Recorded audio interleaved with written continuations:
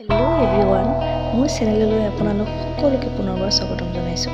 আজি মই আপোনালোকৰ মাজলৈ লৈ আহিছোঁ সুৰভি দাসৰ কেইটামান ধুনীয়া ভিডিঅ'।